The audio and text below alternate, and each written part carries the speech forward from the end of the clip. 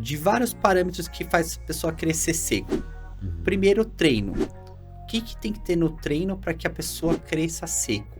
Bom, sempre treino de hipertrofia muscular, né? Quando eu falo sempre, lógico que você pode brincar ali na periodização, de fazer um RML, uma força máxima, mas é sempre esses treinos, esses tipos de treino pró melhorar os treinos de hipertrofia.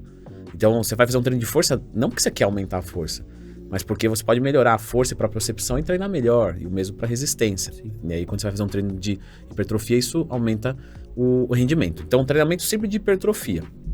Quando você vai falar de aeróbico, né? Então aeróbico é bem-vindo, porque o aeróbico melhora a sensibilidade à insulina, queima calorias, então te permite comer mais. Não é a mesma coisa você ter, por exemplo, uma dieta de 2.500 calorias e fazer um aeróbico, né? E esse aeróbico, sei lá, gasta 200 calorias, né? Então você tem ali, você ingere 2.500, mas você gasta 200, então vamos pensar que dá 2.300, e aí num outro cenário você fala, não, eu não vou fazer o aeróbico, vou comer 200 calorias a menos. Em tese dá no mesmo. Em tese dá eu ingeri 2.500, mas eu queimei 200 com o cardio, na outra eu ingeri 2.300 e não fiz o cardio. No final do dia eu tenho 2.300. Mais ou menos, porque o primeiro caso, no final do dia você comeu 2.500. Você melhorou sensibilidade à insulina, você melhorou eficiência mitocondrial, você melhorou sistema cardiovascular. Então, é melhor fazer o aeróbico e comer mais calorias. Isso é importante porque no bulk, no processo de ganho de massa muscular, pelo menos até pouco tempo atrás, hoje eu vejo uma consciência muito boa, ou é uma consciência da minha bolha, porque eu eduquei o meu público. Sim, com certeza. Né? E vamos continuar educando desse jeito. Exato. Mas eu percebo que hoje, talvez de tanto eu falar ali, o pessoal já entendeu que o cardio, ele é pró-hipertrofia e não contra-hipertrofia. Independente se tá em cut ou bulking ou manutenção, tem que fazer de qualquer jeito. Musculação não é completa. Sim. Fim. Perfeito. Entendeu? Eu adoraria falar que é. Não é completa. Não é. Então você precisa do aeróbico. Só que, claro, no bulk, você vai pensar em fazer o quê? Um aeróbico que melhore o seu condicionamento cardiorrespiratório e que seja intenso, portanto. Então, por exemplo, um HIIT. Uns 10, 15 minutinhos, 2 vezes por semana, né? Então vai, uma meia hora semanal de HIIT.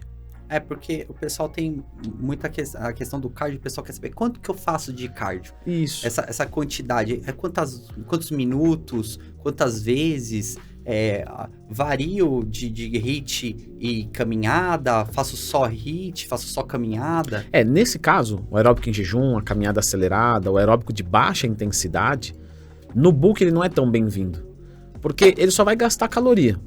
Só que é melhor você gastar caloria e treinar o seu corpo para ser melhor em termos de coração, pulmão, insulina. Então você faz um HIIT, por exemplo, como eu falei, algo próximo de 30 minutos semanais de HIIT. Você fala, putz, mas 30 minutos é bastante. Não é. São 3 sessões de 10 minutinhos. Se você pensar que 1 minuto é lento e 1 minuto é rápido, a gente tá falando de 15 minutos de esforço por semana. Então é pouco. É o mínimo. Mas é um mínimo legal. Não é um mínimo tipo, só para passar. Não. É um mínimo que funciona. Bacana. Que você vê, eu vejo isso nos alunos, tá funcionando. Ele tá progredindo, por exemplo, força muscular e ele tá conseguindo chegar na falha, no agachamento livre, mas não porque o coração e o pulmão limitou o final do exercício, mas porque o quadríceps chegou até a exaustão. Perfeito. Então isso é pró-hipertrofia. Interessante. Você consegue queimar calorias num nível bacana que permite você comer um pouco mais. Já é o suficiente para melhorar a sensibilidade à insulina, que piora durante o bulk, porque a insulina ela piora quando você aumenta o carbo. Sim. E o que vai frear isso? Cardio. Entendeu? Perfeito. Agora, se eu fosse fazer uma dieta de redução de gordura, eu até poderia manter essa mesma quantidade de HIIT, né? Lembrando que se a pessoa tá gordinha, ela não faria uma corrida. Ela poderia fazer uma caminhada acelerada na esteira inclinada, porque como ela é pesada, ela já mobiliza muita massa. Esteira inclinada sem inclinar o corpo para trás, porque você vê é muito engraçado, porque a gente vê na academia, o pessoal inclina a esteira, inclina o corpo também. E segura ainda e fica assim, ó. Aí facilita, Então, o ideal seria que você vai mudar o seu centro de gravidade. Sim. Então, automaticamente vai mudar ali a sua posição de tronco, né? Você vai tentar voltar para aquele centro de gravidade mesmo. Só que quando você segura na esteira, a frequência cardíaca tende a ficar menor. É mais confortável segurar na esteira. Então, compensa aí. Aí tem gente que sente canelite. Aí você fala, pô, mas você tá com canelite, você tá segurando para você manter, sei lá, 130 batimentos por minuto. Então compensa você abaixar a velocidade, soltar as mãos e ficar nesses mesmos 130 sem canelite. Por exemplo, é mais confortável, é melhor. Né? Mas a pessoa não, ela acredita que o segurar... É porque o segurar é instintivo, né? É instintivo. Tá difícil, opa, deixa eu segurar que agora eu vou conseguir. O corpo quer sempre economizar energia, né? Ele quer sempre...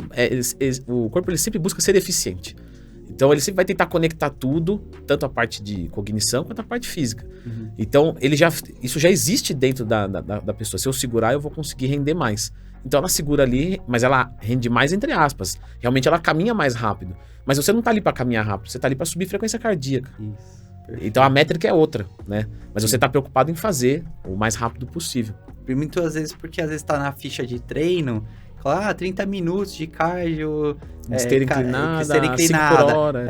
E aí a pessoa vai e quer fazer aquilo, mas ela não tá se vendo ali fazer, Tem que medir frequência cardíaca, é o mais importante. Hoje tem umas esteiras bem legais, assim, que realmente a frequência cardíaca, quando você aperta, bate legal.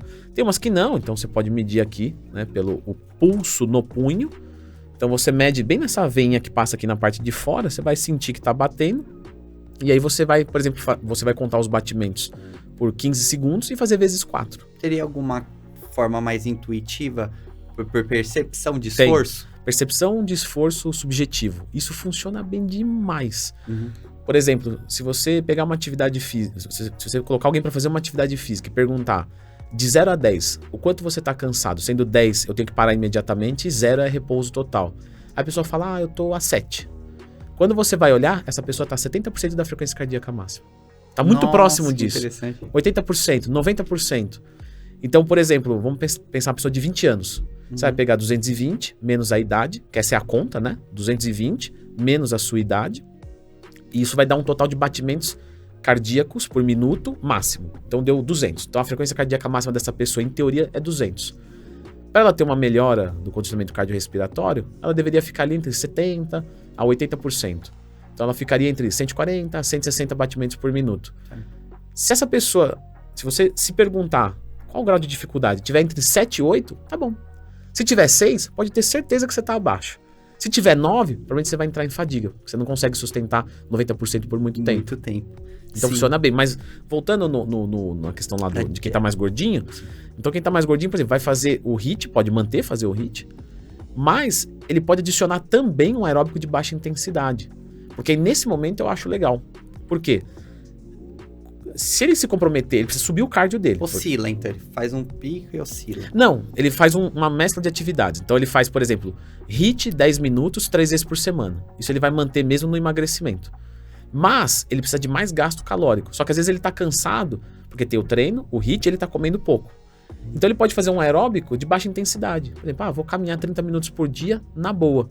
Tipo, ficando ali a 110 batimentos por minuto, 120. Então, quer dizer, é um cardio mais leve, vai fazer ele gastar calorias, não vai gerar uma adaptação crônica, funcional, não vai gerar uma adaptação de melhora de condicionamento cardiorrespiratório, mas isso o HIIT já está fazendo. Então ele usa isso para agregar um gasto calórico.